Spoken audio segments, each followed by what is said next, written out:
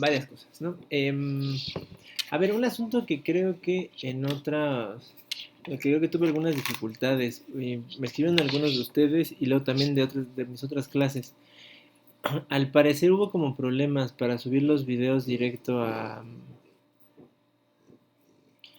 ¿cómo se llama?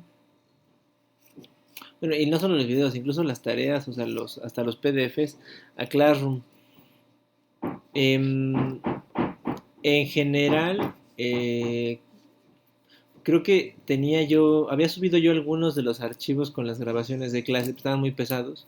Y creo que eso saturó, bueno, o sea, pues se quedó ahí, estaba lleno el drive que compartimos. Y creo que eso impidió que se subieran algunas cosas. Si fue su caso y no les dejaba subir el material, pueden hacerlo ahora. De hecho, ayer me puse a borrar cosas. em, para que pueda ver yo lo de ustedes. Si no, si lo enviaron tarde, no se preocupen. O sea, ya lo habían enviado, aunque no se esperaron a hoy. Preguntarme, no se preocupen. Igual lo tomé en cuenta. ¿No? Entiendo, fue una cosa, pues digo, ¿no? Cosas técnicas que están más allá de lo que uno espera. Y pues pasa. Pero lo importante es que ustedes estén seguros que lo que subieron está ahí. Algunos me pusieron que no habían podido subir las cosas y les contesté que yo podía ver archivos, ¿no? Entonces, donde fuera el caso, pues ya. Y si no pudiera yo ver algo, les contesto ahí mismo, ¿no? Sobre el entregable, si se pudo o no se pudo. Bueno, em, vamos a medio semestre, ¿no? Esta es nuestra semana 7 8. Bueno, pero son 14 semanas de clase, entonces ya hemos pasado la mitad del semestre. Esto querría decir que ya solo nos quedan los meses de mayo y junio, porque el semestre se acaba la última semana de junio, ¿no? Ya pasamos marzo y abril. Em, digamos, con el propósito de que todo el mundo salga bien, creo que les dije, ¿no? La verdad es que también no me gusta la idea de... O sea, no es mi propósito que todo el mundo repruebe, por supuesto, sino eh, pues que puedan pasar, ¿no? Por eso yo sé que hay algunos que todavía faltan de entregables, ¿no? Recuerden que las tareas son como el 50% de la calificación, ¿no? Entonces, sí es importante que las hagan. 50 o 40, no creo con ustedes. Pero, o sea, el punto es que son un asunto fundamental. Si no las entregan, pues sí, no, está peor que no pasar un examen. Em, entonces, pues ahí sí les diría, ¿no? Pónganle punch, ¿no? Los que deban todavía, pues pónganse a hacer lo que les falte. Y de manera extraordinaria, ¿no? Hoy es 3 de mayo. eh, Tendrían hasta el 10 de mayo, es el Día de las Madres, para subir lo que falte. O sea, todo lo que tenga fecha de entrega, digamos, 3 de mayo, bueno, o sea, antes del 10 de mayo, pueden entregarlo. Extemporáneo, ¿no? Hay una cosa a pensar, ¿eh? Eh, pero súbanlo, ¿no? Hasta al menos para llegar bien a la mitad del semestre. Y luego después de esto, pues ya lo vamos acomodando. Yo creo que en la clase de mañana vamos a definir qué vamos a hacer con el asunto de la evidencia integradora. Me voy a mandar otro mensaje a mis compañeros, ¿no? Es medio caótico todavía, ¿no? Creo que tuvimos reunión la semana pasada, los profesores, con la jefa de carrera, ¿no? Y entonces nos dijeron, pues más bien que tratáramos de alinearnos en que haya un solo proyecto por grupo, bueno, o sea, no todo el grupo, pero sí, o sea, en todas sus materias llevan el mismo proyecto. Eh, pero eso implica un nivel de coordinación entre nosotros profesores. Yo estoy en eso con mis compañeros. Yo creo que después mañana tendrás una respuesta de bien de qué vamos a hacer y para que se puedan dedicar a eso. Pero está sencillito lo de ustedes. En fin, bueno, a ver, ¿dudas de esto? ¿Comentarios? ¿Quejas?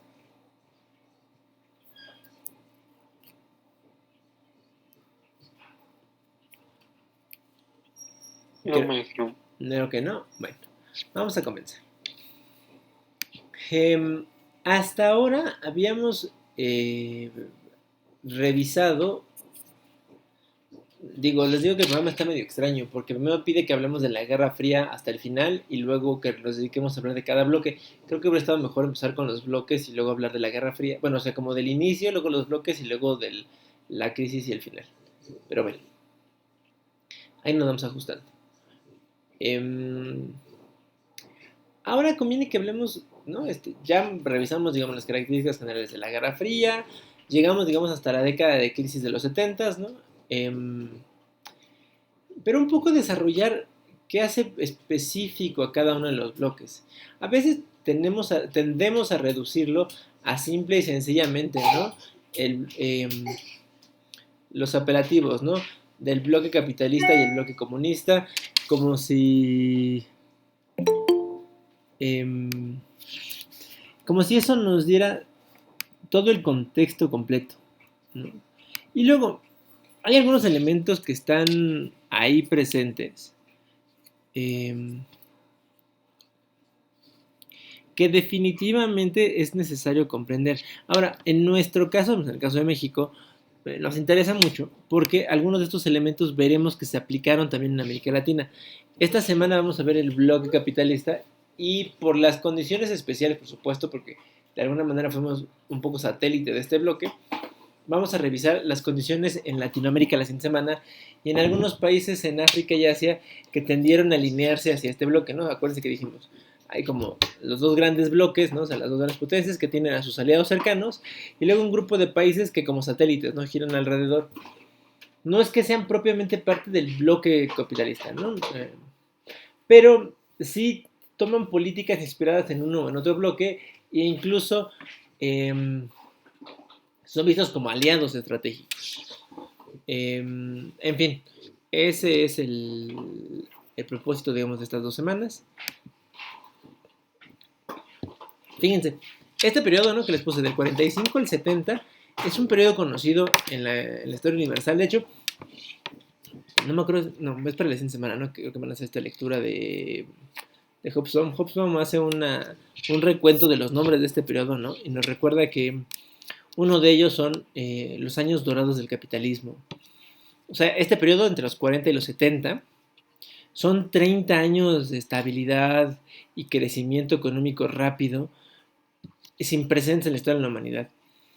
O sea, nunca antes en la historia de la humanidad había habido tal crecimiento económico, pero no solo las cifras, sino inclusive en términos de lo que nosotros llamamos desarrollo económico, que en aquel momento todavía no existe la distinción entre desarrollo y crecimiento económico, ¿no? Y no hay la distinción porque en realidad ahí el crecimiento económico sí significó desarrollo en términos materiales, o sea, desde incremento de la esperanza de vida, aumento de los años de escolaridad, eh, acceso a vivienda, a servicios básicos, aún si las diferencias son muy marcadas, ¿no? Y creo que el texto que van a leer de Hobsbawm todo el tiempo lo va señalando, ¿no? O sea, dice, bueno, hay incremento en la esperanza de vida.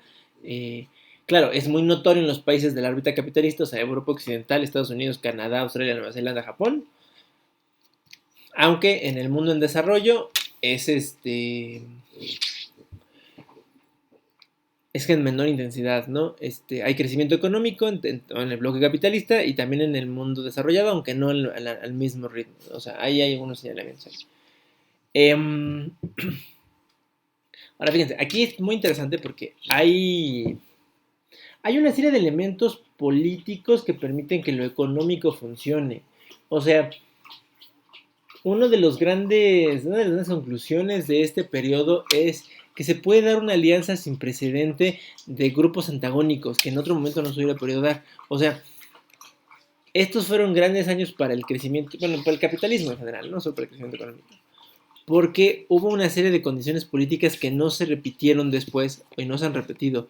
Y yo creo que será difícil que se repita, ¿no? O sea, la siguiente vez que haya un periodo de florecimiento, digamos, del capitalismo mundial, tendrá que pasar algo antes. Y ese algo antes me imagino que se pondrán qué es.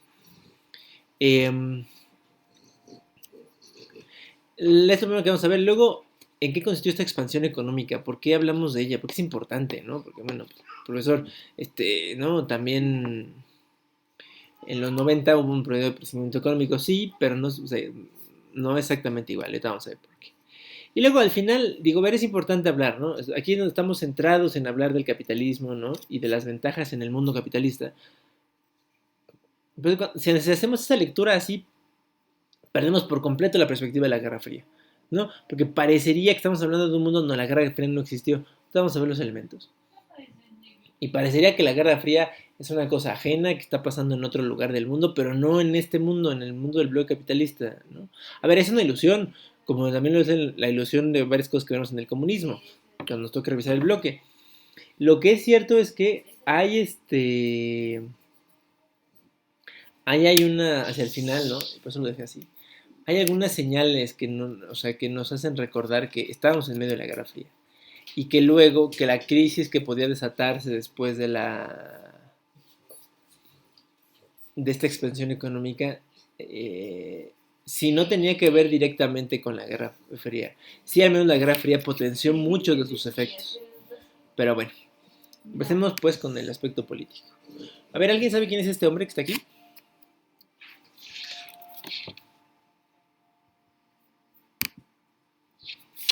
¿Lo han visto? No. Abajo vienen sus siglas, pero no importa. Este señor que vemos aquí es Franklin D. Roosevelt o Delano Roosevelt, presidente de Estados Unidos entre el año 33 y 1945. Presidente durante 12 años. De hecho, es el único presidente que ostenta el honroso título de haber sido elegido 4 veces a la presidencia. Tan bueno el trabajo que hizo Roosevelt, ¿no? Que lo eligieron lo votaron en 32, lo reeligieron en 36, lo reeligieron en 40, lo reeligieron en 44, y si no se hubiera muerto, probablemente lo hubieran reelecto en el 48. Y así sucesivamente, ¿no? Hay una buena ruptura en el modelo político estadounidense. Ahora, ¿por qué es importante hablar de Roosevelt? Bueno, a ver, pues estamos hablando del bloque capitalista, ¿no? Y aquí el país que lleva la voz cantante es Estados Unidos, pero no solo es el Estados Unidos, digamos, de la Guerra Fría, sino hay que entender que muchas de las bases de lo que será la Guerra Fría serán el trabajo que hace Roosevelt, que solo le podemos dar 2 al día, así que ya no lo vas a adelantar. Entonces, es importante hablar de lo que habla Roosevelt, o de lo que hace Roosevelt en términos políticos, porque luego genera una alianza, digamos, política que se mantiene, de hecho, mantiene en el poder a Roosevelt tantos años, y luego, digamos, eso hace que el sistema estadounidense funcione durante, pues básicamente este periodo, ¿no? Hasta mediados de los 70s. Y esa misma alianza de alguna u otra manera será copiada en otras regiones del mundo. Sí, Alberto, pero no estás diciendo por algo que dos al día y ya.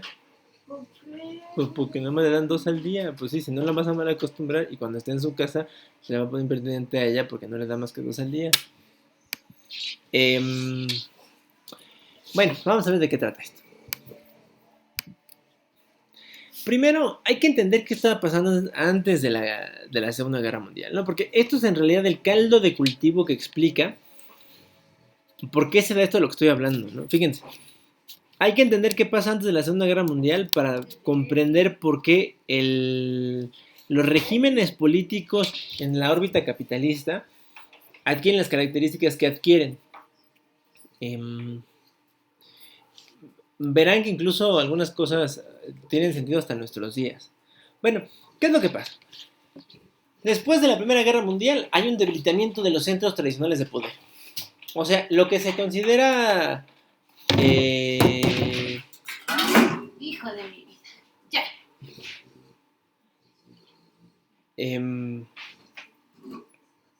Pues básicamente los elementos fundamentales, ¿no? De los sistemas de poder, pues son estos grupos, ¿no? La nobleza en Europa, ¿no? Tiene un papel predominante, ¿no? Al menos hasta la Primera Guerra Mundial.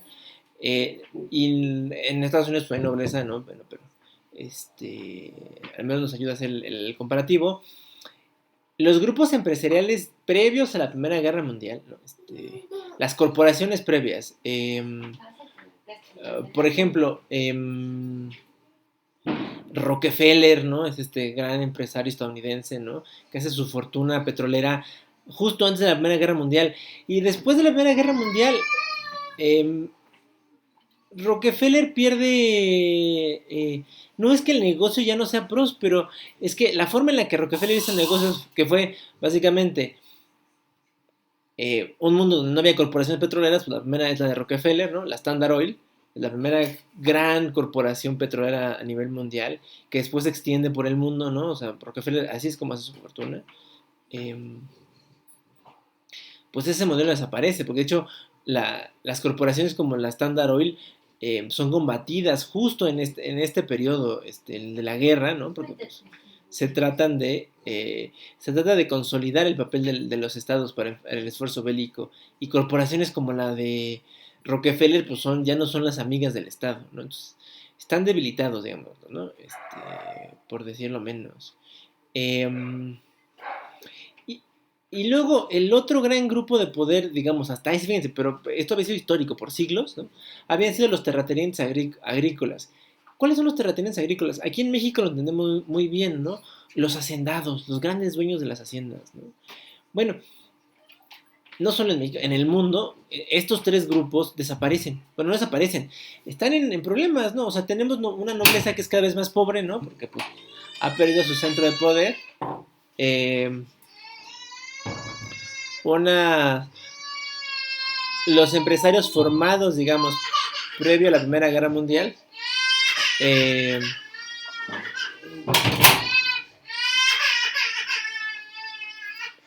eh, y los terratenientes, porque de alguna manera el crecimiento de las ciudades les llevó a eso, a perder su capacidad de control político, sobre todo, quizá no el económico, pero sí el político. Eh, y esto porque, pues, al irse a las ciudades, buena parte de los campesinos, ¿no? Con la tecnificación del campo, bueno, pues ellos enriquecieron sus negocios, pero al momento de hacer las votaciones, pues la gente ya no estaba en el campo, sino en las ciudades. Eh, y eso evidentemente pues les debilita, ¿no? De hecho, un poco lo que le pasa a la nobleza en Europa es lo que pasa en América con los terratenientes agrícolas. Eh, se pues pierden su base de poder, ¿no? Que es el campesinado. O sea, la desaparición de las grandes, de los grandes centros agrícolas que requieren mucha mano de obra, ¿no? Y desaparecen pues por dos cosas, ¿no? Pues el campo se empobrece, y la gente se muda a las ciudades a buscar mejores oportunidades, y entonces pues esta gente, digamos, pierde ahí su centro de control. Eso le pasa a la nobleza en Europa, y esto le pasa a los terratenientes en América Latina, por ejemplo, en Estados Unidos también. Eh, y bueno, los hace un grupo políticamente más débil, ¿no? Pues no tienen un sustento legítimo, no tienen una base ahí, ¿no? Pero los sistemas políticos de la época están asentados en estos tres grupos, ¿no? En la alianza, digamos, estos tres grupos. Entonces ahí hay una diferencia, ¿no? Porque mientras estos se debilitan, surgen una serie de grupos nuevos que no existen antes de la Primera Guerra Mundial, ¿no? Y entonces en este periodo después de la guerra se vuelven relevantes. Obreros y sindicatos, ¿no? No hay obreros y sindicatos. Bueno, o sea, sí hay obreros, pero no hay sindicatos. O sea, no hay obreros organizados en el periodo previo a la Primera Guerra Mundial, ¿no? O sea, los sindicatos es una de las grandes luchas posteriores a la Primera Guerra Mundial, ¿no? O sea, su consolidación y sobre todo ganarse un espacio público legítimo, porque los sindicatos, digamos, tenían todavía fama de ser un tipo de organización casi sectaria, había toda una propaganda negativa de los mismos empresarios. O sea, fíjense que como cada uno de ellos, o sea, la nobleza, el empresariado y los terratenientes, tienen opositores dentro de estos nuevos grupos, ¿no?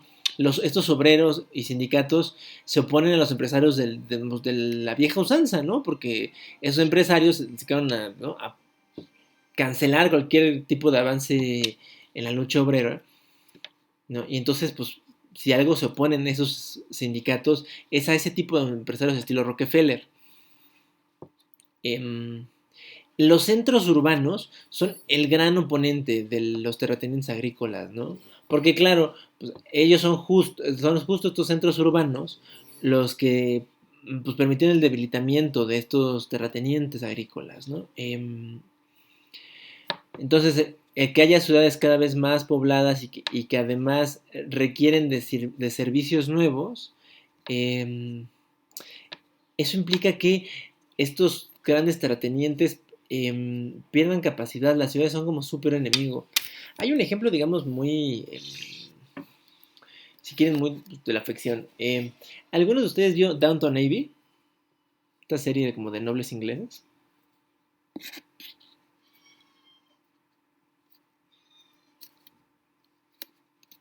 Bueno, si no la vieron, véanla como por mera curiosidad histórica. Em, la serie al principio es lenta. La primera temporada es como muy lenta. Pero después de la segunda temporada tiene un acierto esa serie en que retrata muy bien estas transformaciones, sobre todo lo que estoy diciendo. Porque, digamos, la serie sucede más o menos desde antes del inicio de la Primera Guerra Mundial. Es como 1900, de hecho empieza con el Titanic, y el Titanic se hunde en 1912. Se empieza ahí la historia de la familia esta que nos están relatando. Y alcanza a llegar, digamos, hasta finales de los años 30. Ya no llega a la Segunda Guerra Mundial, pero entonces ves como 20 años de transformaciones en la campiña inglesa, ¿no? Esto es el hecho, la familia es una familia de terratenientes nobles ingleses, ¿no? Tienen sus tierritas, ¿no? Es un conde y su esposa y sus hijas tienen un problema de sucesión. Claro, es un problema digamos, muy de la vieja época, ¿no? Muy de la nobleza, ¿no?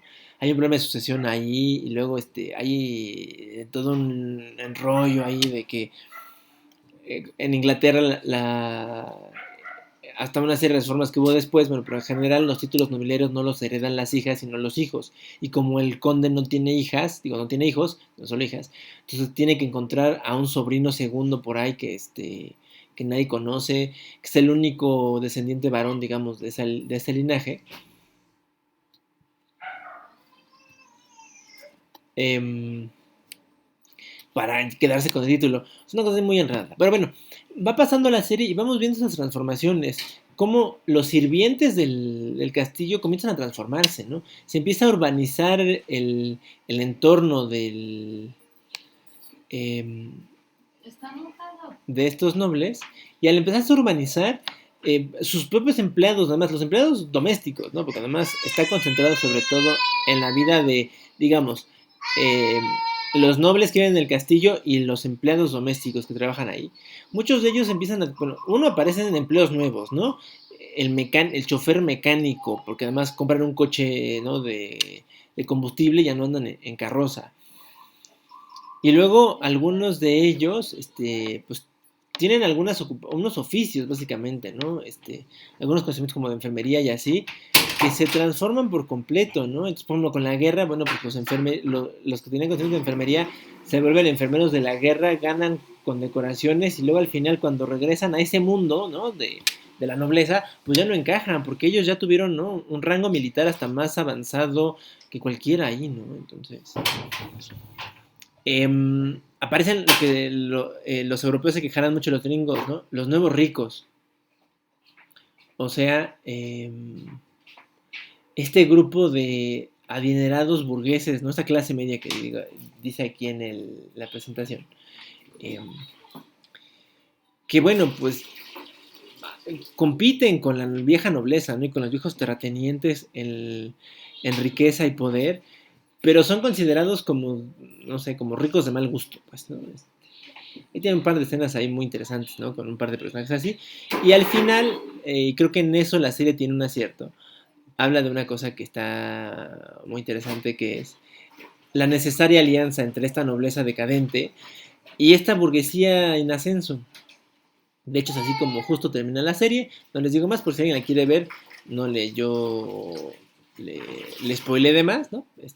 Solo que les quede claro eso, ¿no? Que es una transformación es latente ahí durante este periodo. Ahora, ¿qué es lo que provoca esto? Bueno, pues que haya una crisis en general en los temas políticos en todos los países de la órbita capitalista, o sea, no solo en Estados Unidos. En Europa los sistemas de votación estaban hechos para darle más peso, por ejemplo, en Inglaterra es el mejor caso de ellos, ¿no? Darle más peso a las comunidades agrícolas donde los nobles tenían asentada su base, ¿no? Porque ahí está asentada la gente en los terrenos, digamos, ¿no? De los señores, y entonces escaños al parlamento, pues eligen más las comunidades agrícolas, porque pues ahí es donde vive la gente, ¿no? Y tienen la ventaja de esas comunidades de que terminan eligiendo a familiares de los nobles, porque bueno, ahí hay una especie como de agradecimiento muy extraño, ¿no? Y en cambio las ciudades eligen menos representantes porque pues vive menos gente en las ciudades que en el campo. Bueno, ¿qué está pasando en esta época? Las ciudades crecen, tienen cada vez más gente, ¿no? El campo tiene menos. Entonces los sistemas políticos primero pues tienen una crisis de representación, ¿no? Porque entonces resulta ser que en el caso de Inglaterra o en Estados Unidos funciona lo mismo. Los condados con, digamos, de mayor extensión agrícola eligen hasta 10 o 12 representantes al Congreso o al Parlamento, y en cambio los condados urbanos eligen uno o dos representantes, cuando poblacionalmente las cosas deberían ser al revés, ¿no? Resulta ser que, o sea, donde menos gente habita, eligen más representantes, y donde menos gente, donde más gente vive, eligen menos representantes, ¿no? Es un problema. Luego, los partidos tradicionales comienzan a desaparecer. Y comienzan a desaparecer pues porque dejan de ser atractivos, ¿no? O sea, los grandes partidos, por ejemplo, en Estados Unidos, el Partido Demócrata del siglo XIX es diferente al Partido Demócrata de ahora, al de Biden. El Partido Demócrata del siglo XIX es un partido, era el partido de la esclavitud, era el partido que promovió la guerra contra la guerra de secesión, ¿no? Es una cosa rarísima. Claro, porque hoy el Partido Demócrata es un partido más laborista, ¿no? O sea, como que le entró más a la lucha sindical, digamos, a las demandas sociales, que era un asunto que no estaba en la agenda, o sea, la agenda de demócratas y republicanos del siglo XIX no incorporaba estas demandas sociales, que sí las tiene este nuevo Partido Demócrata, ¿no? Que es otro, ¿no? Es un partido refundado. En Inglaterra pasa exactamente lo mismo. Los conservadores, digamos, se mantienen, ¿no? Van actualizando su agenda, pero los viejos liberales pierden escaños y casi desaparecen a principios del siglo XX, ¿no? Y son sustituidos como segunda fuerza por los laboristas. O sea, el Partido de los Trabajadores británico es el que termina sustituyendo al Partido Liberal. El Partido Liberal que le dio, digamos, esplendor a la política británica del siglo XIX, ¿no? Y que introdujo las grandes reformas políticas, ¿no? Del voto femenino, bueno, del voto de los no terratenientes, y luego del voto en las ciudades, o sea, así, ese partido fue desapareciendo, porque aparecieron nuevas demandas que el Partido Liberal no fue capaz de procesar, y así en otros lugares.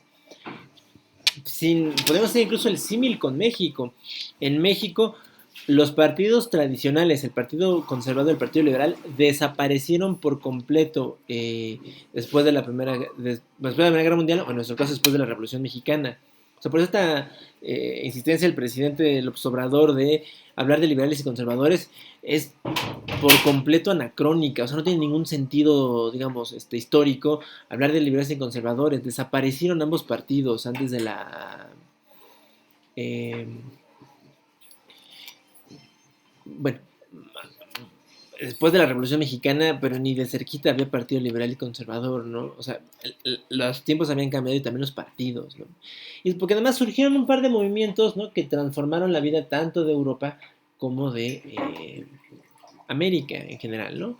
El fascismo y el comunismo, ¿no? Por un lado, los movimientos fascistas que tenían que ser nacionalistas, sí, pero sobre todo con un marcado acento a rechazar todo lo externo, todo lo que sonara extranjero estaba mal para el fascismo, al menos de la década de los 30, ¿no? Y el comunismo, bueno, ya lo vamos a ver con calma, pero solo hay que pensar en lo que es este gran movimiento obrero mundial que busca, ¿no? Acabar con justo estos empresarios de los que hablaba yo hace rato, ¿no? Y con el Estado que los protege, ¿no? Entonces la gran revolución que se vio posible en la Unión Soviética y que incluso en sus primeros años parecía que la Revolución Mexicana había, ¿no? Sería eh, una alternativa, digamos, a la Revolución Soviética de 1917. ¿Qué sucedió? Bueno, pues llegó la Segunda Guerra Mundial y la Segunda Guerra Mundial obligó a todos esos que estaban, ¿no?, en pugna a aliarse. Y se tuvieron que aliar pues, por un asunto de mera conveniencia, ¿no? No. Los, sobre todo los ideólogos del pensamiento socialista de principios del siglo XX decían que una guerra mundial lo que iba a provocar es que más bien los trabajadores se dieran cuenta, ¿no?, de lo ridículo que era pelear una guerra por el capitalismo, porque en realidad las guerras parecían que era un asunto del capitalismo, y entonces todos los trabajadores del mundo ante un escenario de guerra mundial se unirían, ¿no?, en contra de sus gobiernos y buscarían la famada revolución obrera. Bueno, lo que demostró la Primera Guerra Mundial es que eso no iba a suceder, y no sucedió, ¿no? Los trabajadores franceses no salieron con los trabajadores alemanes para derrocar a sus gobiernos. O sea, los trabajadores alemanes, de hecho, salieron con los propios trabajadores alemanes para derrocar a su gobierno, ¿no? Pero nada con los franceses. Los británicos no salieron con nadie tampoco, ¿no? Los obreros. Y entonces, la Segunda Guerra Mundial, pues solo confirmó esto, ¿no? Solo confirmó que, que el nacionalismo era un punto al que podían llamar cualquier gobierno para tratar de romper cualquier tipo de alianza, ¿no?, extraña, ya sea con el fascismo o con el comunismo. Eh, es decir, el llamado hacia el sentimiento nacional fue más fuerte que el riesgo pues de una revolución obrera. Y eso porque la gente al final del día sentía más identificación por su pertenencia a un grupo, pues si se quiere, nacional en términos étnicos y religiosos, ¿no? O sea, ser francés parecía que era más interesante ser obrero, aunque usted no lo crea, ¿no? Había un sentido de arraigo ahí muy fuerte. En cambio, eh, los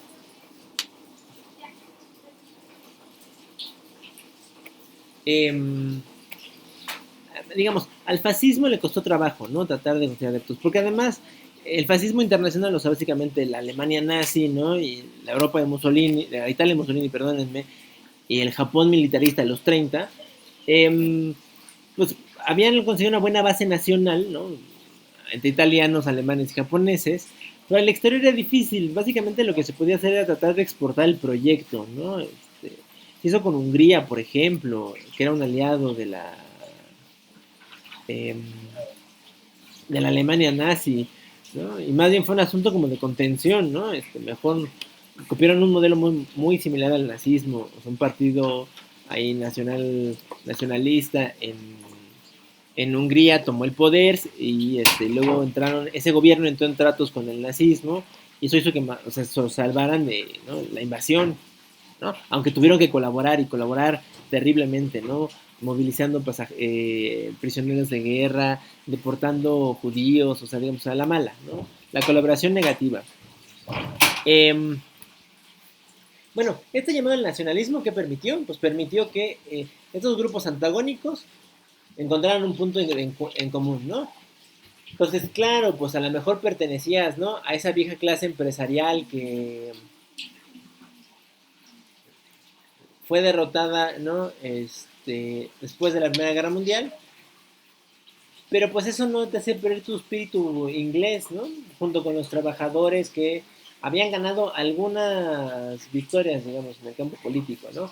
Reconocimiento de derechos laborales como el derecho de huelga o la limitación de horas de trabajo diarias, pues eso hacía que hubiera un cierto sentimiento nacional que la guerra potenció.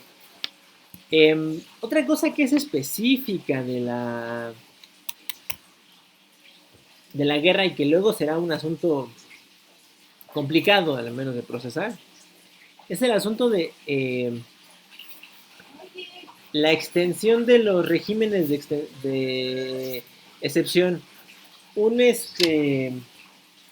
¿Qué es un régimen de excepción? Un régimen de excepción es que todos los estados democráticos en este planeta contemplan que en casos de emergencia las libertades y los derechos humanos se puedan restringir o suprimir por periodos cortos de tiempo y en lugares específicos. Ahora, durante la guerra, pues pudo ser un asunto más, era muy evidente, ¿no? La necesidad de tener cierto control, ¿no? Sobre todo con la lógica de quitarle, digamos, espacio, cualquier tipo de propaganda, por ejemplo, o sea, control en los medios de comunicación, con el propósito de quitarle espacio a la propaganda nazi, ¿no? Que pudiera colarse en Estados Unidos. O en la Unión Soviética, igual, hubo unos mecanismos de control para evitar disidencia política que promoviera, ¿no? El derrocamiento del gobierno comunista, ¿no? Y con eso se evitara la lucha contra Hitler. O sea, hay una justificación al menos y que las sociedades ven con buenos ojos. O sea, ahí estos eh, regímenes de excepción que se extienden en el mundo capitalista sobre todo, son vistos con buena gana, porque es como manera como de decir, así estamos protegidos del enemigo externo, ¿no? ¿Alguno de ustedes ha escuchado hablar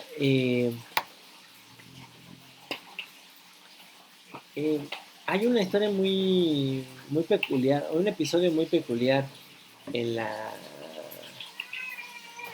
historia de México de este periodo? Pero, Bangalore, ¿te da calor? No me le pongo eso. No, pues mejor, pues, se me pone una bajo, amorcito. Pues sí, porque si no todo el mundo está todo sudado. Por eso, pero luego suda y está todo, pues, se enfría y sale peor. Nunca tenía camisa, ¿no? Sí. Pero lo puede ver. Ah, no sé, amorcito, una verde, creo. Eh,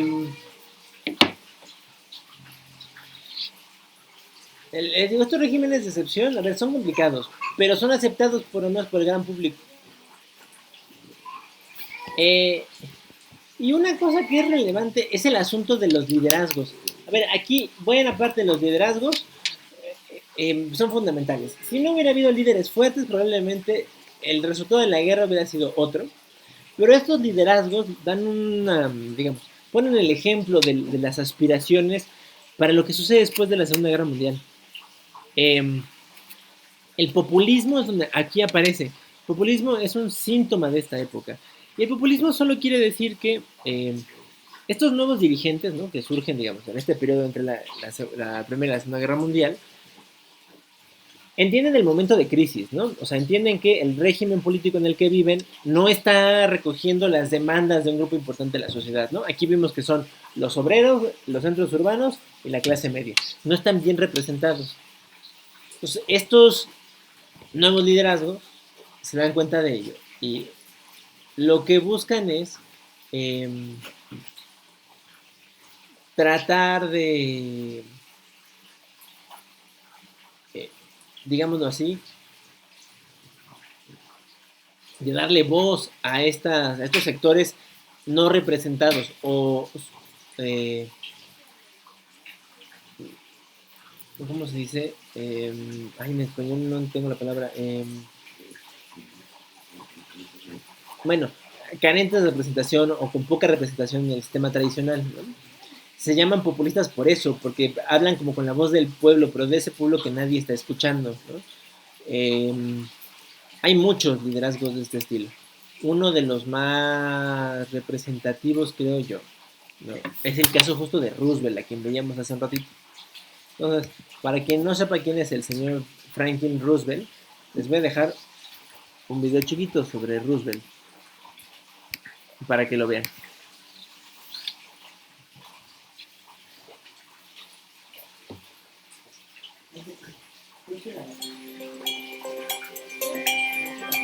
Franklin Delano Roosevelt nació en Nueva York el 30 de enero de 1882 y murió en Warm Springs, Georgia, el 12 de abril de 1945. Fue un político, diplomático y abogado estadounidense que alcanzó a ejercer como el 32º presidente de los Estados Unidos y ha sido el único en ganar 4 elecciones presidenciales en esa nación. De filiación demócrata, inició su carrera política desde muy joven al ganar un escaño en el Senado del estado de Nueva York. Su brillante carrera política se vio interrumpida por su padecimiento de polio, que le significó quedar parcialmente paralítico, por lo que se retiró para recuperarse. Roosevelt salió de su retiro para postularse al cargo de gobernador de Nueva York, ganando la elección con un impresionante éxito. Luego de lo cual buscó la nominación demócrata en 1932 para la presidencia de los Estados Unidos, obteniéndola con bastante facilidad.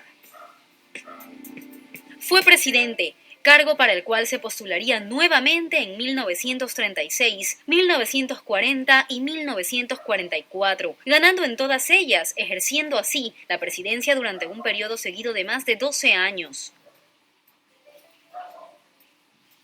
La política llevada por el presidente Franklin Roosevelt cambió el país mediante una revolución. Como él mismo expresó, si es una revolución, ella es pacífica, llevada a cabo sin violencia, sin el derrumbe del imperio de la ley y sin la negación del derecho equitativo de todo individuo o clase social. Durante su mandato potenció la política exterior luchando por conseguir la primacía mundial estadounidense, estableciendo relaciones diplomáticas con la Unión Soviética en 1933, como respuesta a la amenaza de la Alemania de Hitler, puso en marcha una serie de medidas preventivas. El fantasma de la guerra se presentó con el ataque de Pearl Harbor proveniente del mando japonés a la base militar de Pearl Harbor en Hawái. Partidario de la vía diplomática y de mantener contactos personales con los políticos aliados, se entrevistó en varias ocasiones por separado y conjuntamente con Winston Churchill y Stalin para conseguir acuerdos al finalizar la Segunda Guerra Mundial en la llamada Conferencia de Yalta. Promovió la creación de una organización de las Naciones Unidas, ONU.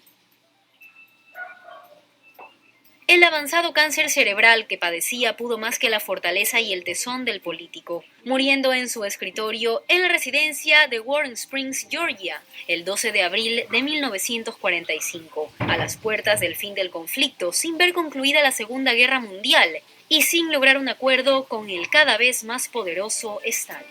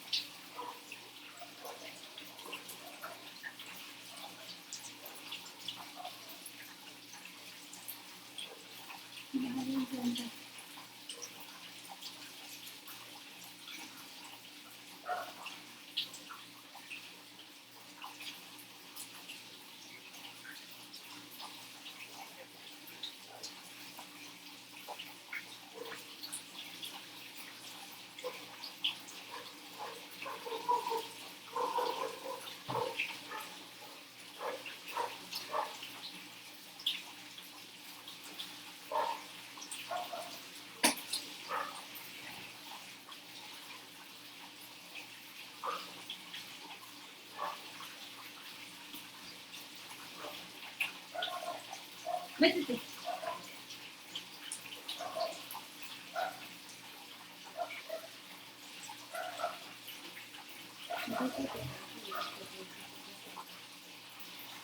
Ya.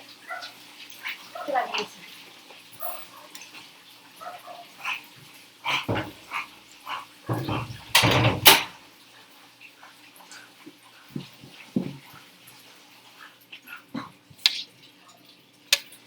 Bueno, la figura de Franklin es justo el ejemplo perfecto de esto que estaba yo diciendo, ¿no?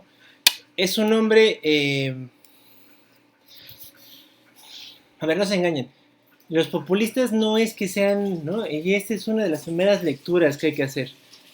no es que sean gente del pueblo, ¿no? Esto dice Andrés Manuel. Dispuestos a hacer un cambio por sus congéneres. No, es gente formada, ¿no? Preparada, parte de lo que los gringos dicen el establishment, ¿no? Y encuentran que ahí hay un espacio, digamos, de definición política digamos, les da una oportunidad a ellos de acceder a un mundo que ya conocen, pero por alguna razón no pueden hacerlo. En el caso de Roosevelt, ¿no?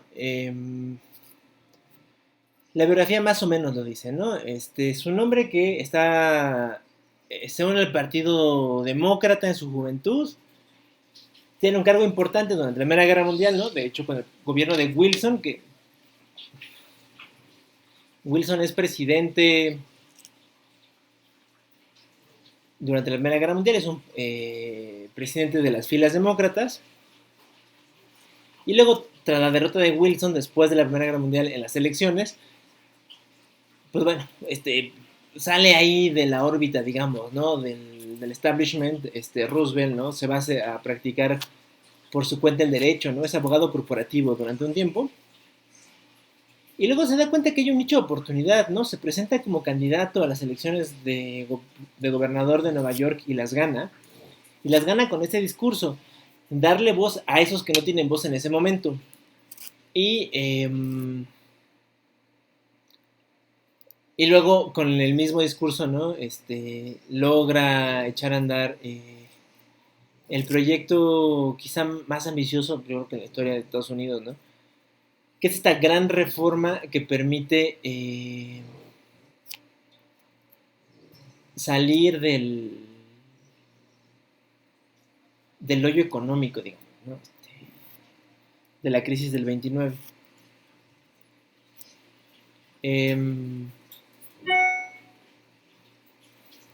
En ese sentido,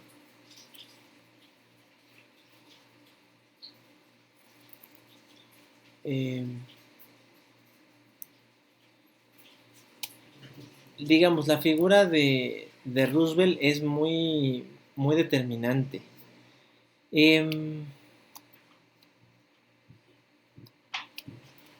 ¿Qué otro?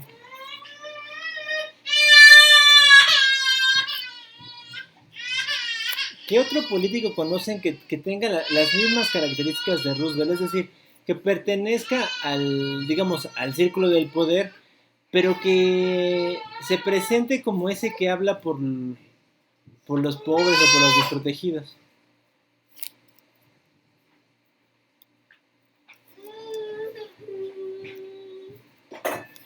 ¿Podría decirse que Andrés Manuel López Obrador, entre comillas? Pues un buen ejemplo, Samantha, ¿no? O sea, al final del día, el presidente López Obrador surgió, se formó políticamente en el partido políticamente dominante en su juventud, en el PRI, ¿no? O sea, él tuvo su formación. Luego, el presidente no es ningún ajeno a la política, ¿no? O sea, ha estado metido en los círculos de poder desde su juventud, o sea, en el PRI primero y luego, ¿no? Pasó a la oposición y como sea, pero bueno, digo, o sea, no estuvo fuera de, o sea, no es que lo hayan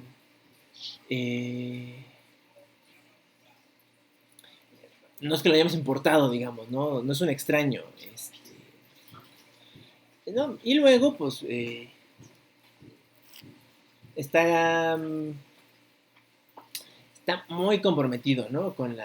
Pues al menos con dar voz a un grupo de personas sin las cuales no hubiera podido ganar su elección. Por ejemplo, ¿a qué grupo social se acercó Andrés Manuel para ganar votos?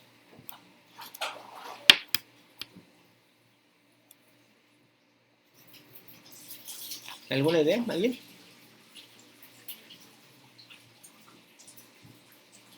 A la clase media, ¿no? Y indígenas y todo ese tipo de comunidades.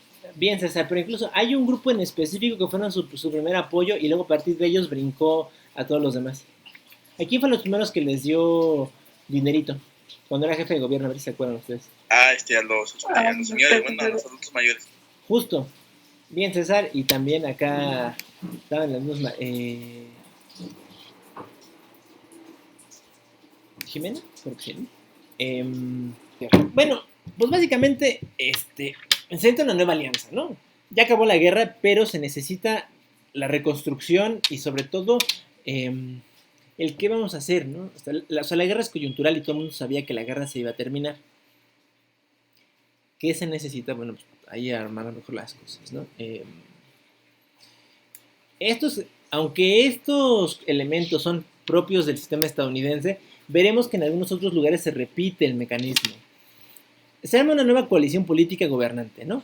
Por un lado, el capital industrial y financiero, pues le entra, ¿no? Dicen, bueno, nosotros le entramos. Por otro lado, los grandes representantes de las masas urbanas.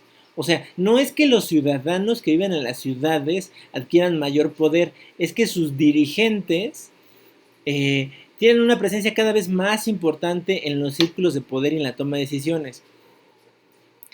Lo mismo pasa con las organizaciones sindicales, fíjense. Los dirigentes sindicales y los dirigentes populares son los que ganan poder, no los obreros y los grupos populares en las ciudades.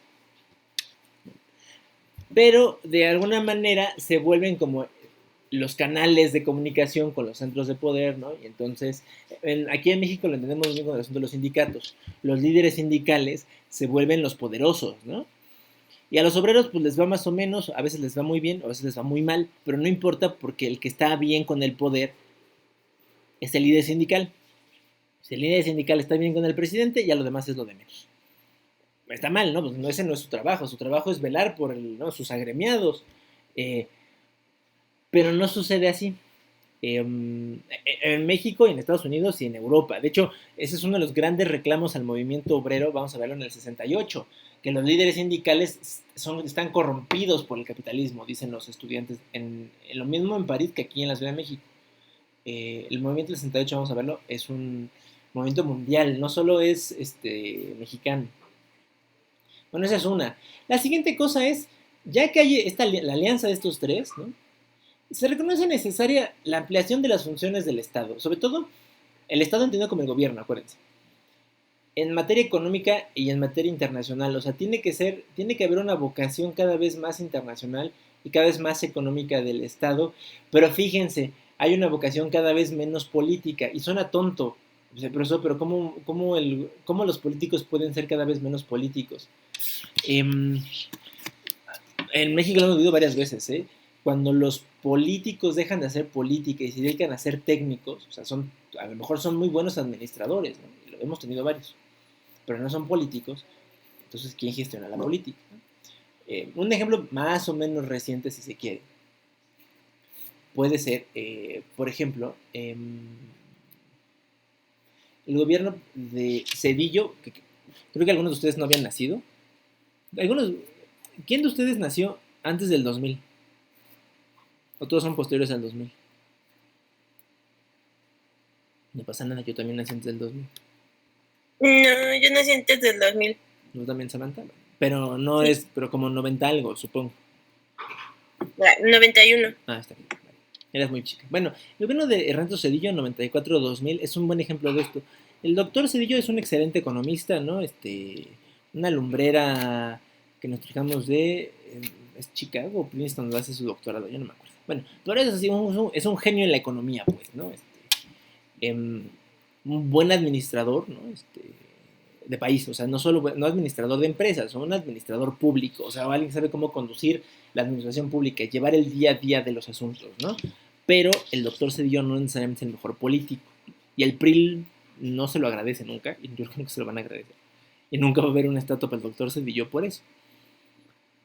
Porque pues no fue el mejor político, ¿no? Entonces dejó ahí que se crecieran una serie de tensiones en el interior del PRI que le hizo perder la presidencia en el año 2000, ¿no? Porque el señor no era un político, era un administrador. Y bueno, digo, la verdad es que el mejor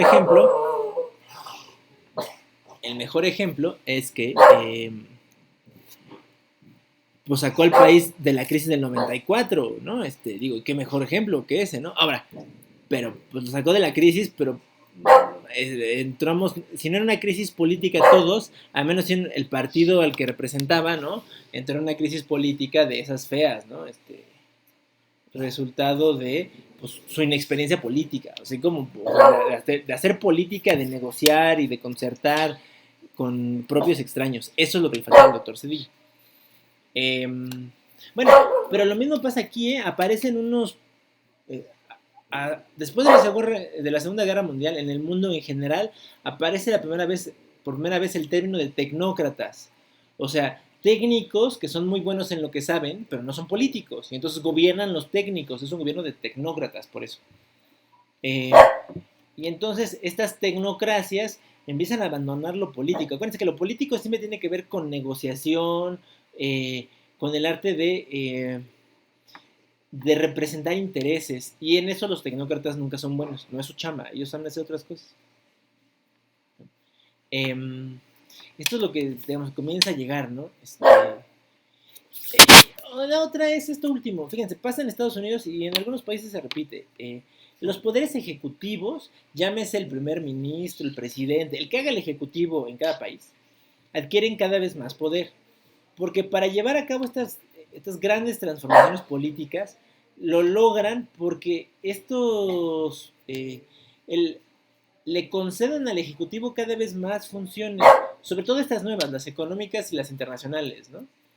O sea, en el caso de Estados Unidos, el presidente estadounidense tiene adquiere una serie de capacidades que, digamos, son un reflejo de lo que alcanza Roosevelt, porque Roosevelt nada más llega con mucha legitimidad, pero incluso Nixon, que digamos sería el presidente más deslegitimizado de este periodo, las tiene y no duden en usarlas. Córrele, córrele, ve para allá, córrele, córrele, mira, mira, córrele, allá, córrele, allá atrás. Bueno. A mí te lo doy, no, el dinero no, pendejo.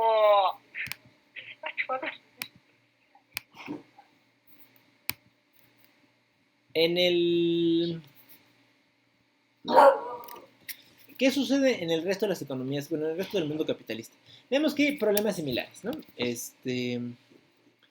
Hay una crisis política, ¿no? Ya explicamos por qué. Y en general que se resuelve de manera coyuntural por la guerra, ¿no? Más o menos se salvan los británicos, los franceses, bueno, pues están invadidos por Alemania, pero entonces los que quedan en la zona, la llamada zona de la Francia libre, o sea, que no está dominado por los nazis, pues obreros y algunos empresarios que sobrevivieron y otros, incluso todavía existe la nobleza francesa en este momento, aunque Francia es una república desde 1870, aún hay nobles franceses, pues los que están vivos se alían todos para tratar de hacerle frente a la invasión nazi. En otros lugares igual, ¿no? Todos están aliados para enfrentar al gran enemigo.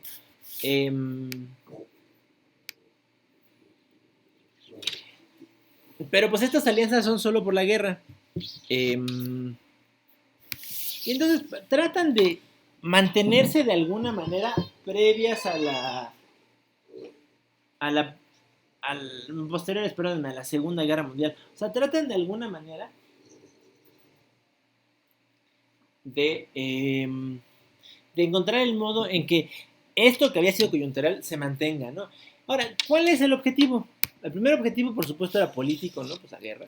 Pero después hay un objetivo económico detrás, ¿no? Porque si vimos que podemos trabajar juntos muy bien, ¿no? Durante la guerra, ¿por qué no tratamos de trabajar juntos después de la guerra, ¿no? Estas alianzas se reconfiguran y luego hay una cosa que le debemos, y lo vamos a examinar hacia el final que veamos el asunto de la Guerra Fría que tiene que ver con esto, que se acentúa sobre todo con la Guerra Fría, y es este asunto final. Los extremos políticos tienden a desaparecer después de la Segunda Guerra Mundial.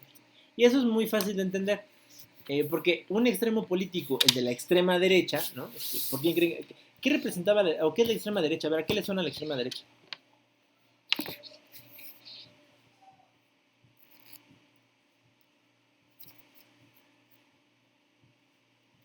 ¿A los capitalistas?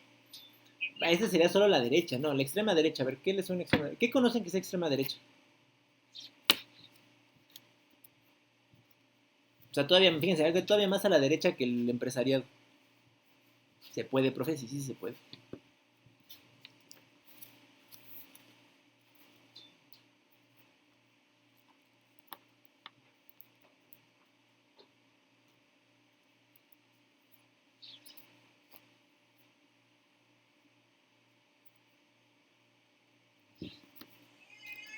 ¿Qué es el fascismo si no es la extrema derecha? A ver, tratemos de hacer una similar. Fíjense.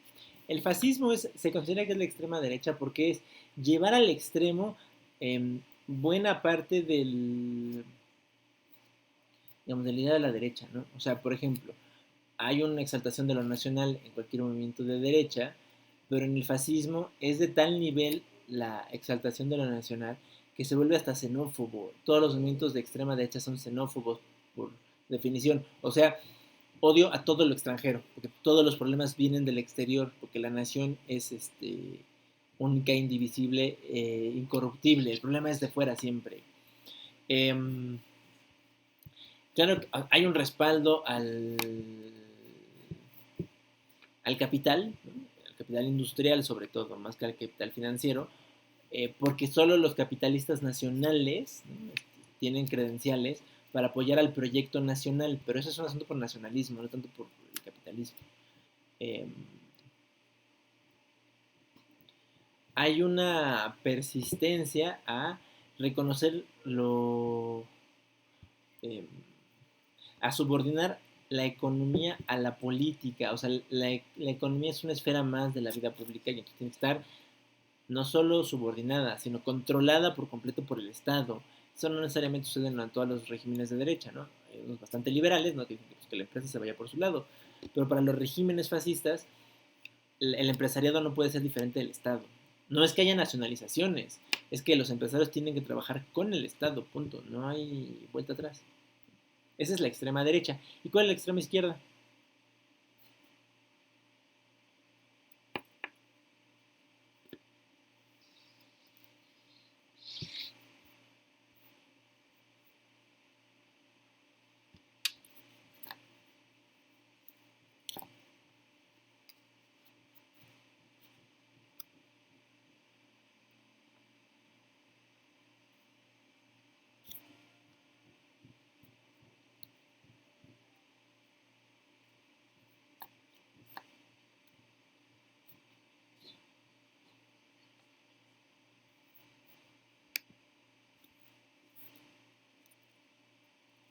Bulldog francés. ¿Alguien algo? ¿No? Aquel es una extrema izquierda. La extrema derecha dijimos que es como la derecha, pero así, llevada al límite. ¿Y la extrema izquierda?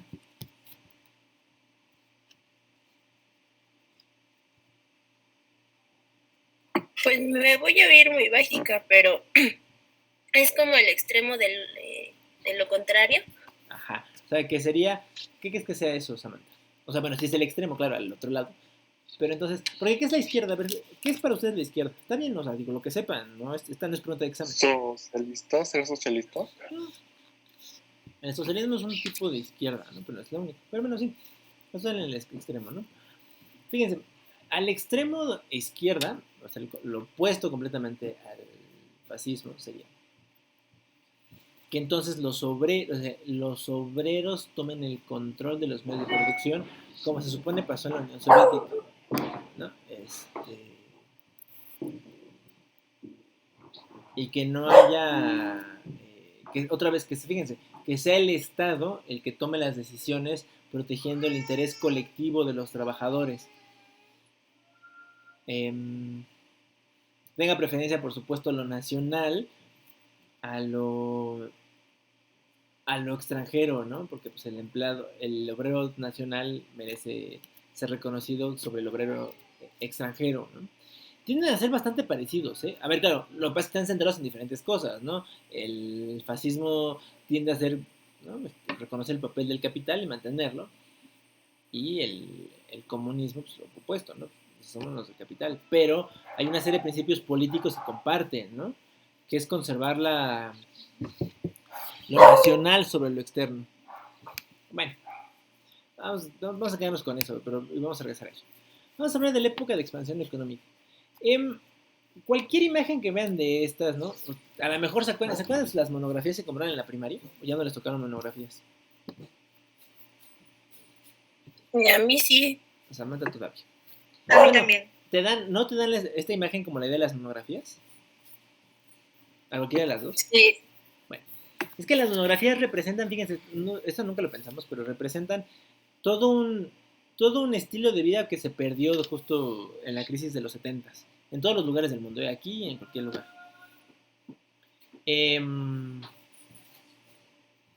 Y esta crisis, bueno, pero esto que se perdió, esto que representa quizá con mayor claridad el sistema económico de los años dorados del capitalismo, ¿no?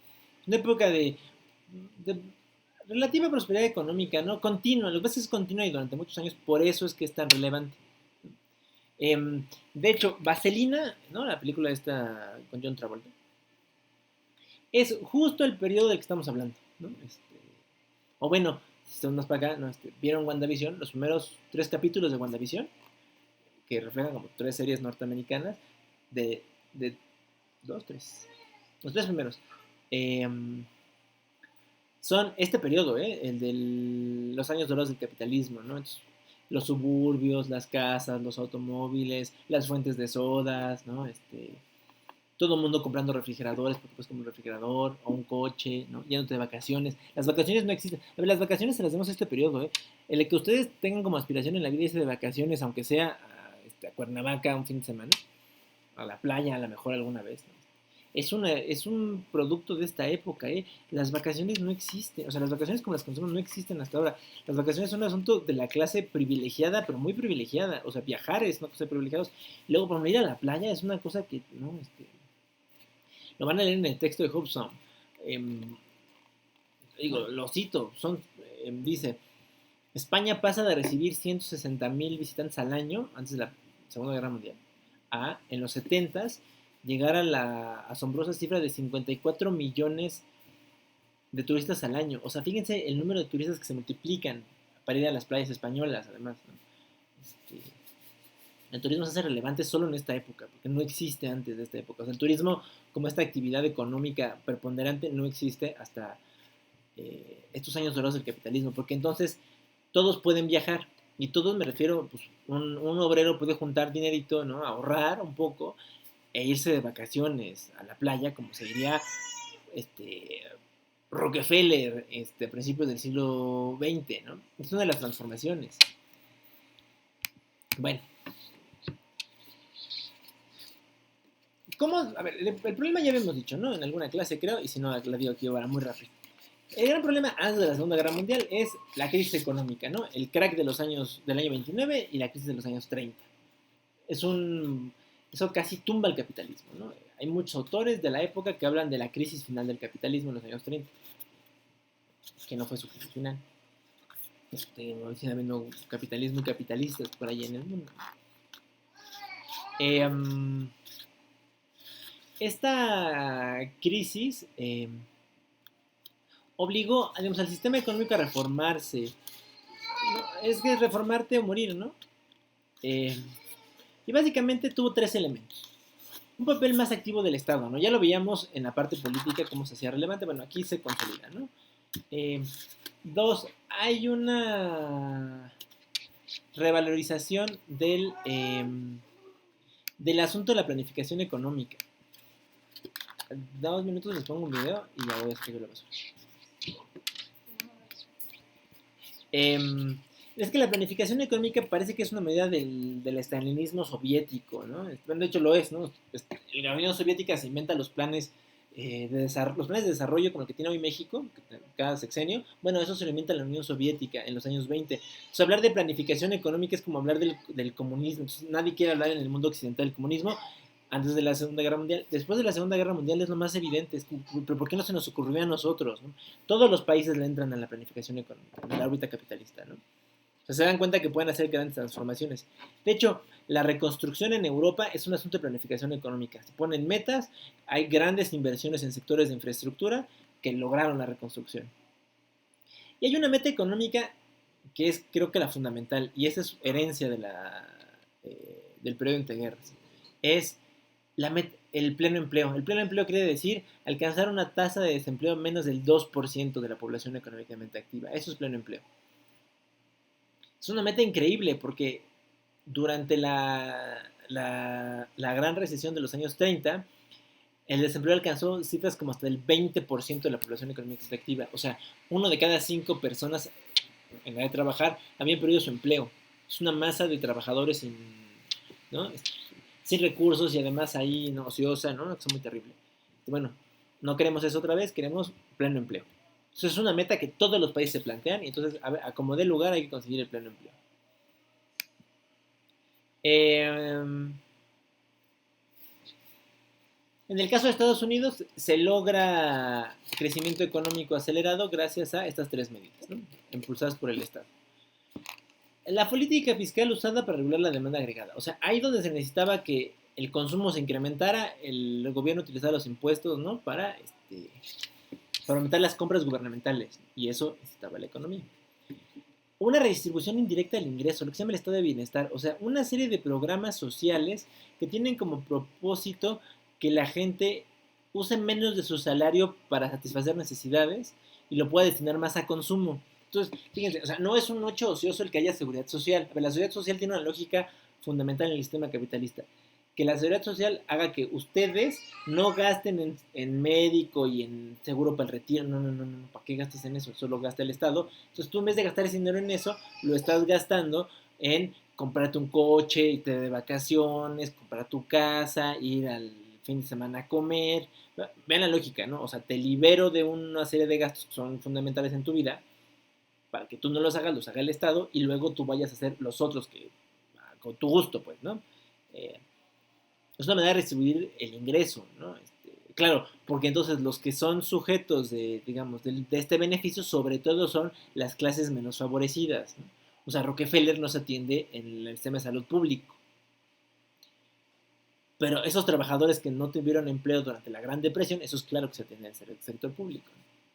Luego se regulan determinados sectores de la producción, ¿no? Sobre todo algunos que son sensibles o que pueden impulsar la economía.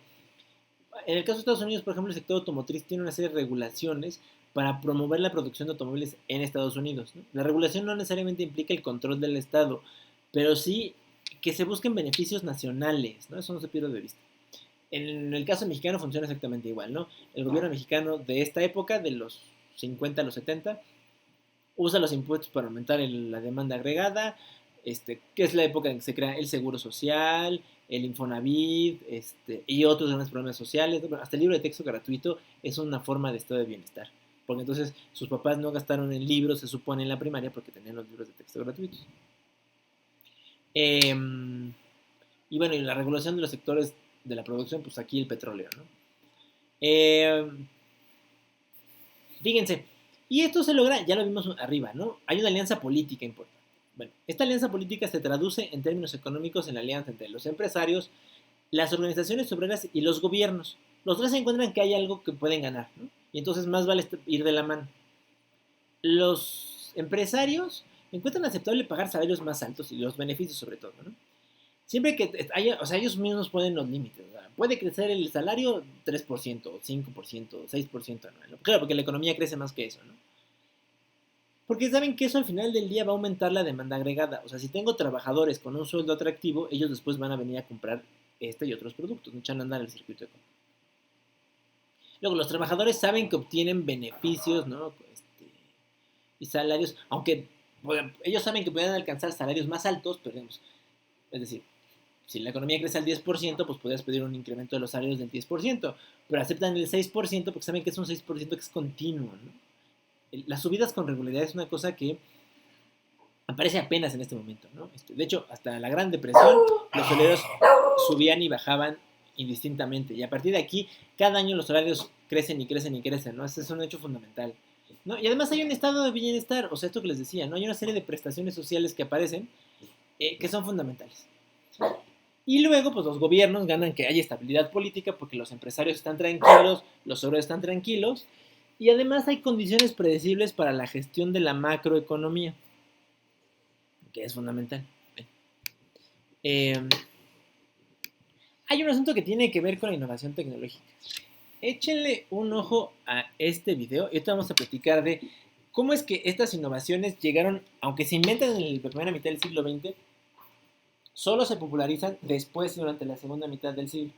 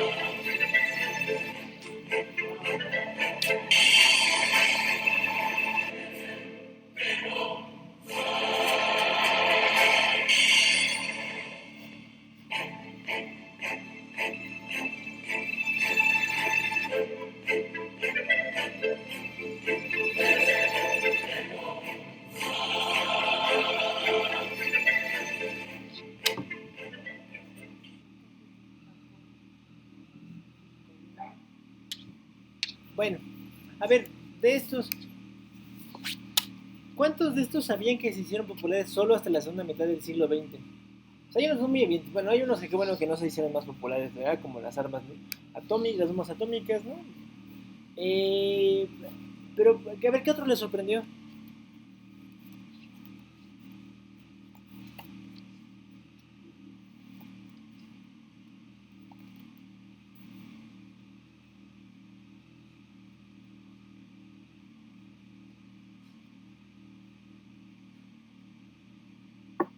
Es que no sé cómo se llama. Es el de los barcos y los aviones, el que utilizan. ¿El radar o el sonar? Pues los dos.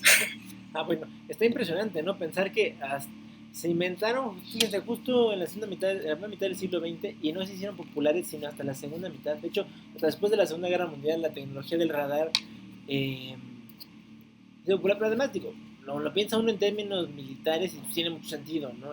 Para prevenir amenazas de la era atómica, ¿no? Los misiles, los aviones, bueno, pero y la aviación civil le debe un montón a los radares.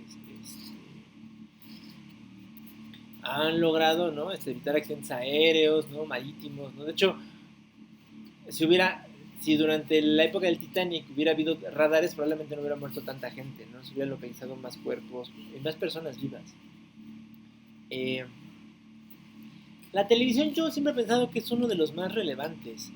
¿Alguno de ustedes sabe cuándo llegó la televisión a sus casas? O sea, digo, en sus familias. ¿Quién en sus familias fue en televisión? ¿Sus abuelos, sus papás, sus bisabuelos?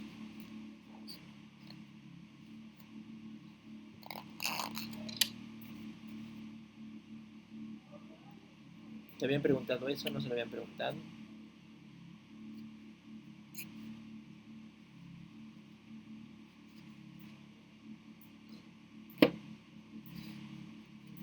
Pues en mi caso creo que mis abuelos no tenían. Mis papás, bueno, ya de grandes. Sí, los ya más adultos, digamos, ¿no? ¿Y los demás? A ver, ¿alguien que quiera contar? No, pues mi papá decía que pagaban por ver la televisión 5 centavos o no sé qué algo. Sí, ¿no? O sea, digo, puede ser que nuestros papás hayan sido los que les tocó como el enfrentamiento a nuestros abuelos con la televisión en ese punto. O sea, había televisiones en México, claro, hubo televisiones en México de los años 50, pero las televisiones no se popularizaron en México sino hasta la década de los 70, y se popularizaron, quiero decir, fueron un poco más accesibles y la gente pudo comprarlas. Hasta antes de eso, lo que dice César, era muy común que el rico de la cuadra tuviera la tele y entonces le cobrara a los vecinos por ir a ver los programas. Nos parece ridículo cuando podemos, ¿no?, tener Netflix en su casa, se comparten la contraseña, bueno, no en su casa, con sus cuates, sus novias o sus novios, ¿no? Se comparten la contraseña y ahí está, ¿no? Netflix para todos. Es muy raro, ¿no? Porque además la televisión nos parece algo demasiado común y fíjense, solo fue popular hacia esa época. Yo se los dije, ¿no? Por eso el asunto de las Olimpiadas era relevante en la Guerra Fría, porque la televisión comenzó a popularizarse apenas y entonces había que lograr que los héroes de la televisión fueran héroes soviéticos o capitalistas, de donde fueran, bueno, occidentales, porque los occidentales nunca se dijeron capitalistas. Ahora, todos estos desarrollos tecnológicos quizá son una de las características más peculiares de este periodo de crecimiento, sobre todo en la órbita de los países occidentales. Porque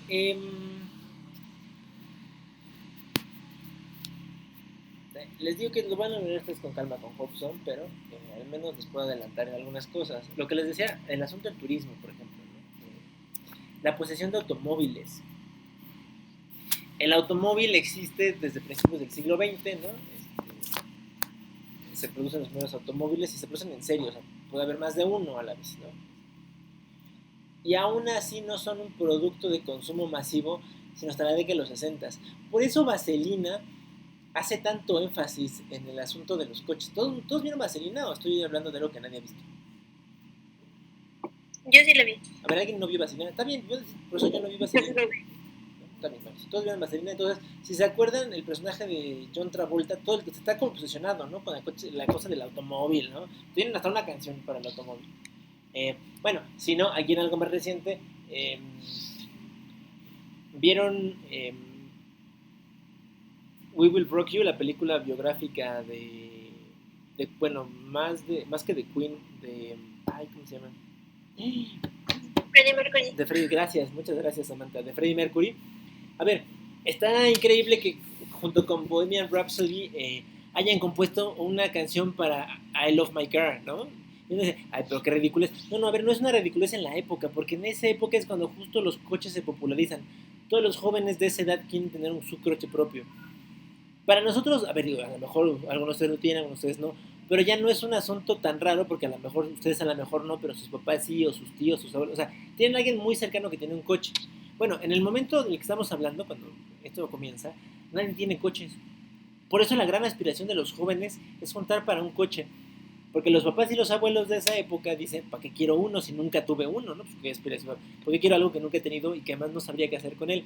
En cambio, los jóvenes, se vuelve un asunto de jóvenes eso. De hecho, la industria automotriz, desde la década de los 60, se ha sentado en el sector juvenil principalmente, más que en el adulto trabajador, en el joven emprendedor, o sea, porque es un asunto de juventud, ¿no? Manejar un coche, salir a carretera y ser libre al volante. Es de esta época. Claro, a ver, es pura aplicación de tecnología militar, ¿no? Pues solo que estás con los usos civiles. Pero no solo eso, los microondas. La idea de la comida congelada en Estados Unidos fue toda una revolución, porque permitió en la década de los 60, fíjense, los 60, no estoy hablando de el presente, los 60, notar que era posible que una familia, ¿no? En Estados Unidos la comida fuerte es durante la cena, cenara, ¿no? 6 personas, 7 personas, ¿no? Una comida con tiempos, o sea, sopa, plato fuerte, postre, ensalada, sin que les tomara más que un par de minutos, ¿no? O sea, no implicaba horas de cocinar, ¿no? Que era el estándar, digamos, antes de esto, ¿no? El microondas y la comida congelada lo hicieron posible. Y bueno, a ver, pero piénselo, porque esas son horas hombre que se pueden utilizar, bueno, horas persona, para no caer en el asunto de género,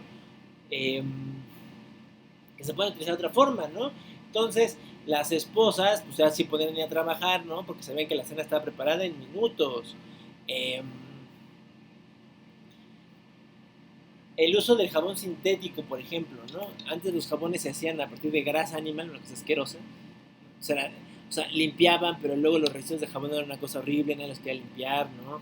Había gente que pues dedicaba la idea de lavar ajeno. Eso lo vemos en muchísimas películas. Muchas películas en blanco y negro retratan esta situación sin que lo notemos. Hay muchos personajes, ¿no? Sobre todo en las clases menos favorecidas, que se dedican a lavar ajeno. Se dedican a lavar ajeno porque es un dolor de cabeza lavar, porque cuesta mucho trabajo, hay que tallar mucho tiempo, no hay lavadoras, y el jabón es muy desagradable. Nadie quiere. Bueno, solo quien no le queda de otra se dedica a lavar ajeno. Por eso lavar ajeno está como tan mal visto.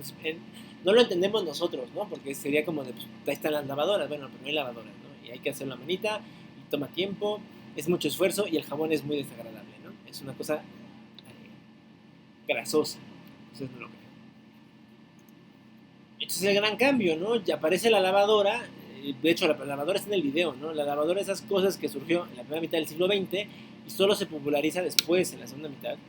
Y aparece el detergente sintético, ¿no? Creado a partir de la revolución petroquímica, ¿no? O sea, todos los químicos que obtienen a partir del petróleo, incluido los jabones, detergente para ropa. Y eso hace el cambio, ¿no? Entonces ya nadie se preocupa por lavar, porque en realidad lavar solo es echar en la lavadora. Claro, hoy ustedes se preocuparán por eso, ¿no? A lo mejor decir, ay, echar mi ropita a la lavadora, ¿no? Llevar a la lavandería a lo mejor. Pero eso no hay en ese momento, ¿no? Bueno, todo esto genera un incremento en la calidad de vida de las personas. O sea, es lo que les decía. En este momento es difícil distinguir el crecimiento económico del desarrollo, porque en general están pasando al mismo tiempo. Al mismo tiempo que crecen los índices económicos,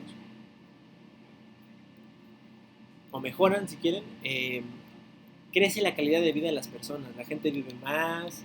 De hecho, vamos a hablar ahorita de eso. La generación del 68 es la primera generación donde,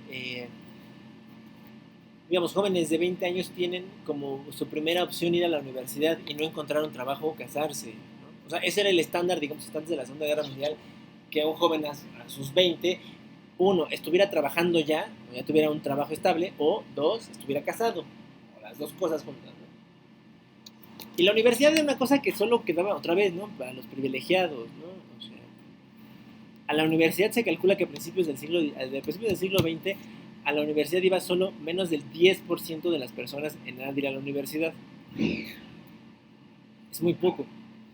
Hoy estamos como en el 40%, sí, o sea, es 4 veces más, pero aún así nos falta, hay un gap, ¿no? De cosas que podrían incrementarse. De hecho, el Rosario Castellanos es una estrategia para que ese 40 crezca, ¿no? Y haya más gente yendo a la universidad. Pero no solo es ir a la universidad, ¿no? Sino crear como todo el sistema de calidad de vida, ¿no? Hasta las vacaciones que les decía hace rato, ¿no? Los trabajadores pueden pedir vacaciones no porque se vayan a quedar en su casa, sino porque las vacaciones pues se vuelven un negocio del capitalismo. Porque las vacaciones son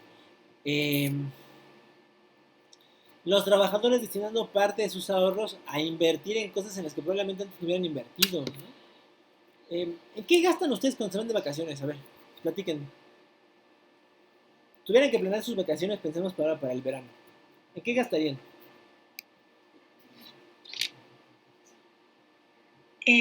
Primero en el transporte, en el hotel y en lo que consumas al lugar a donde vas. Pero a ver, o sea, pero ese fíjate, qué interesante, Isamar, ese consumir, ¿qué sería? Porque no solo es comida y bebida, bueno, no solo es comida, ¿no? O sea, es decir, no solo son tus 3 comidas al día. ¿En qué gastarías? A ver, ¿a dónde irías? Platícanos. Por ejemplo, si vas a la playa, pues en la playa hay muchos puestecitos de comida y luego vas al centro y compras souvenirs y así. Claro, ¿no? Y luego, no sé, es un día, ay, quiero ir, ¿no? Quiero ir a bailar en la noche, ¿no? Necesito para eso, a lo mejor mis amigos me convencen, ¿no? A lo mejor no aventarme al bungee, pero pues sí, a lo mejor subirme a la lanchita, ¿no? Que me dé la vuelta por la costa. Bueno, todos estos elementos son impensables antes de esta época, ¿no? O sea, nadie en su sano juicio está pensando en gastar en aventarse del bungee, ¿no? Bueno, Isamar dijo una palabra que no tiene ningún sentido. De hecho, adquiere su definición actual solo hasta este periodo. Dijiste souvenirs o recuerditos, ¿verdad, Isamar? Sí. Bueno, eso no existe antes de esta época, ¿no? Porque nadie está pensando en gastar en una cosa que me recuerde a un lugar al que fui, porque la gente, si llegaba a salir, digamos, de sus casas, o sea, de sus ciudades de origen, era lo más que llegaban a hacer era salir a visitar a sus parientes en otras ciudades, bueno, en otros lugares, ni siquiera ciudades, ¿no? En el campo, por ejemplo, ¿no? Había una idea muy popular, sobre todo, de la gente que se había mudado a las ciudades de visitar a sus familiares que estaban en el campo. O viceversa, los que vivían en el campo y visitar a la familia que vivía en la ciudad. O sea, era como el trayecto, ¿no? Y claro, nadie estaba pensando en comprar un recuerdito de eso, ¿no? Pues no me iba a comprar un recuerdo de que fui a ver a mi primo, ¿no? Ahora, la idea del souvenir aparece cuando la gente puede ir a lugares a los que probablemente nunca, o sea, nadie en su familia nunca haya ido, ¿no? A la playa, por ejemplo, ¿no? El turismo de playa es desde esta época. Y claro que se vuelve un asunto de recordar, ¿no? La gente toma fotos en la playa, bueno, la fotografía es un producto de esta época, ¿no? Pero piénsenlo, ¿no? Nadie antes fue a la playa, bueno, a lo mejor tenías un tío aventurero que había ido ahí, a lo mejor como en los 30, ¿no? Como en el caso de México, la carretera a Acapulco se construye en los años 30, pero es una carretera donde es como 8 o 9 horas de Acapulco, ¿no? O sea, era una cosa así de, pues de no creerse, ¿no? Todo el tiempo que tomaba. Y pues claro, cuando la gente empieza a ir de manera masiva a Acapulco, bueno, pues ya se vuelve un asunto primero de recordar, ¿no? Porque pudimos ir. Y luego, una industria completa, ¿no? Entonces aparecen cosas cada vez más, si se quiere, cada vez más ridículas, pero cada vez más simbólicas de los lugares, ¿no? Las playeras, los llaveros, ¿no? Pero bueno, la gente gasta en eso, ¿no? Está dispuesta a sacrificar parte de sus ahorros en comprar una playerita al sobrinito, ¿no? Al primo, al hermano, al peor es nada, o a lo que sea que tengan, ¿no? De que fui a la playa, o a donde sea que haya ido. Todo esto, fíjense, ¿no? El crecimiento de la calidad de vida, el incremento del poder de compra de la población en general, genera primero un crecimiento de la demanda agregada mundial. En términos técnicos, eso quiere decir que hay cada vez más gente dispuesta a comprar más cosas, ¿no? Punto. ¿Y eso qué provoca? Pues si hay cada vez más gente dispuesta a comprar más cosas, eso implica que el comercio internacional crecerá, ¿no? Porque hay más gente que está dispuesta a eso, ¿no? A gastar dinerito en comprar cosas.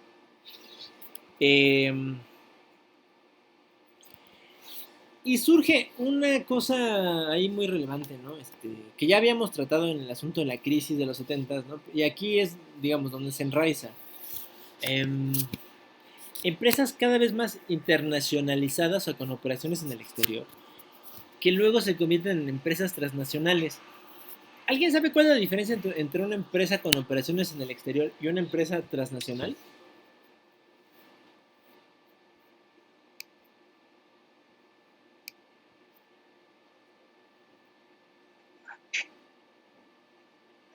No, pero yo supongo que la transnacional puede ser nada más en el espacio pues, nacional. Más bien es al revés. Fíjate, una empresa con operaciones en el exterior es una empresa que está asentada, por ejemplo, en México y le exporta sus productos, háganse de cuenta, a Centroamérica. Es una empresa con operaciones en el exterior, ¿no? Su sede sigue estando en México, el núcleo de su negocio está aquí, y lo único que hace es que vende algunos productos al exterior. Una forma de, digamos, tener presencia en el exterior es esa, el comercio exterior. Otra es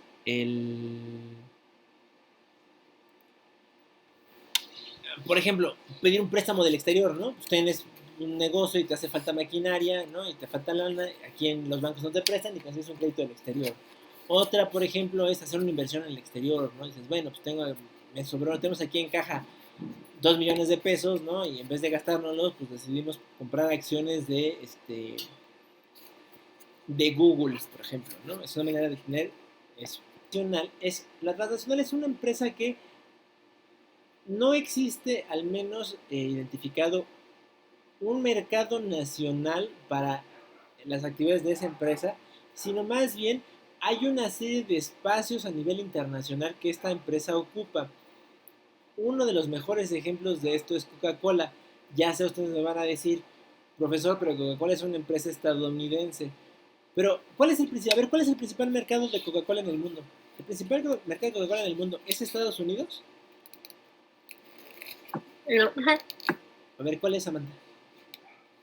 Según yo es Latinoamérica. Y especialmente México. México es el mayor consumidor de productos de Coca-Cola, así. No se acabó, ¿no? Entonces, si fuese por dónde está su principal mercado, pues Coca-Cola sería una empresa mexicana, pero ¿qué creen? No es una empresa mexicana, ¿no? Y de hecho, las ventas de Coca-Cola en el mundo, fuera de Estados Unidos, representan como 2/3 partes de los ingresos de la compañía.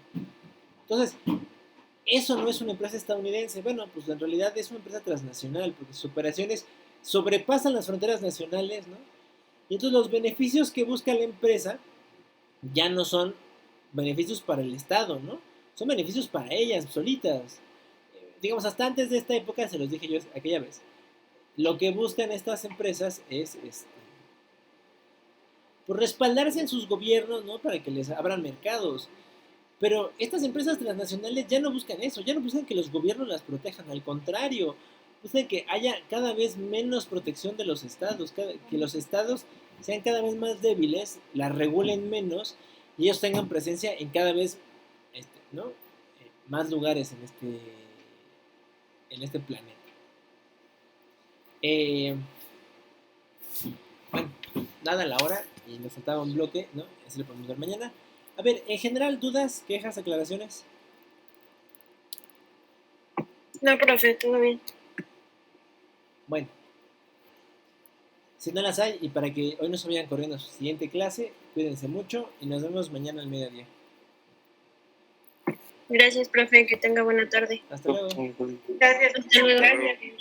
Hasta rato.